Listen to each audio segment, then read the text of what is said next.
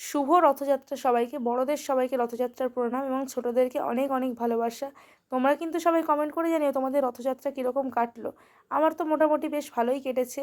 তো আজকের সকালের ঘটনাটা বলি। আজকে আমি সকালবেলা এসেছিলাম এক্সারসাইজ করবো বলে, দেখতে দেখতে আজকে 15 নম্বর চ্যালেঞ্জে 5 দিন হয়েই গেল।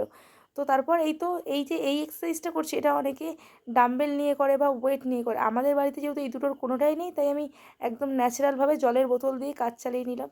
তোমাদের কিন্তু এইরকম এক্সারসাইজের ভিডিও কীরকম লাগছে তোমরা কিন্তু অবশ্যই কমেন্ট করে আমাকে জানিও। তো আজকে তো মোটামুটি বেশ অনেকক্ষণ এক্সারসাইজ করেছি যেহেতু ছুটির দিন।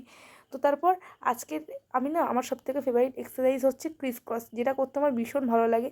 আজকের আমি যেটা হচ্ছে 3 সেট করেছি, 70 করে, জানি অনেকটা কম কিন্তু তাও করলাম। তারপর এই তো মোটামুটি ক্রিস ক্রস শেষ হয়ে যাওয়ার পর আমি আজকে অনেকক্ষণ দৌড়েছি। প্রথমে তো ভাবছিলাম যে ঘরের মধ্যে অনেকক্ষণ দৌড়াবো, তারপর বাইরে গিয়ে একটু দৌড়েছি। তো ফার্স্টেই ঘরের মধ্যে 10 মিনিট 15 মিনিট মতন দৌড়ালাম, তারপর মনে হলো যে প্রচণ্ড গরম লাগছে, চলো বাইরে গিয়ে একটু হাঁটাহাঁটি করা যাক। তো বাইরে বলতে ছাদের উপরেই আমি 10 মিনিট মতন হাঁটলাম।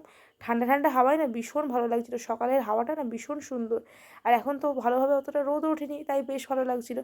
আজকের ভিডিওটা তো এইটুকুই। তোমাদের কীরকম লাগলো তোমরা কিন্তু কমেন্ট করে জানিও। টাটা।